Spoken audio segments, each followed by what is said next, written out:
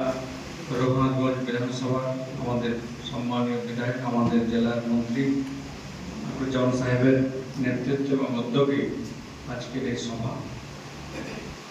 তো যে বিষয়ে আমি যতগুলো শুনলাম, এরকম সমস্ত বিধায়ক, সমস্ত ব্লক সভাপতি, আমাদের সাংগঠনিক জেলার যে সমস্ত শাখা সংগঠনের জেলা সভাপতি রয়েছে, সকলকে নিয়েই আমরা এই ভোটার লিস্ট যে তার সংযোজন বা বিয়োজনের বিষয় নিয়ে আমরা কথা আলোচনা করেছি এবং যেটার দায়িত্ব আজকে আমাদের তুলে দেওয়া হলো আর কি, সেই সংশ্লিষ্ট যে সমস্ত ব্যক্তি আপনারা নিষ্ঠার সঙ্গে কাজটা করবেন। কারণ আমিও কিছু দেখেছি, কিছু মনে করার নাই। আমরা যতদিন বাঁচবো ততদিনই আমাদের শিখতে হয়।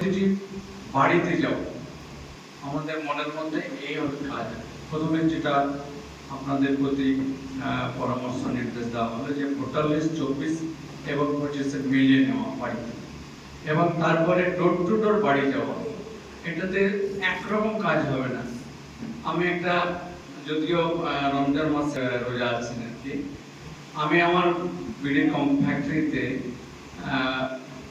প্রতিটি মসজিদ যে ডালি থেকে 25 টাকা বিড়ি ভাঙতে বলে।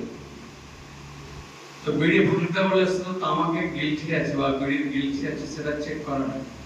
এতে ভাজা তামাক হতে পারে, অন্য কোম্পানিরও তামাক হতে পারে, আরো কিছু হতে পারে।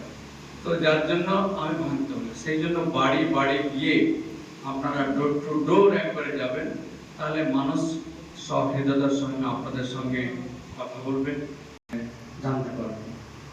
সেই সঙ্গে আমাদের রাজ্য সরকারের বিষয়গুলো, কিছুটা উন্নয়নগুলো আমরা তুলে ধরবেন এবং কেন্দ্র সরকার যে আমাদের বঞ্চনা, আমাদের বাংলার সরকারের প্রতি বঞ্চনা। আজকে আমি আর আমাদের মন্ত্রী সাহেব আমরা ছিলাম ডিএম সাহেবের কাছে। দেখুন,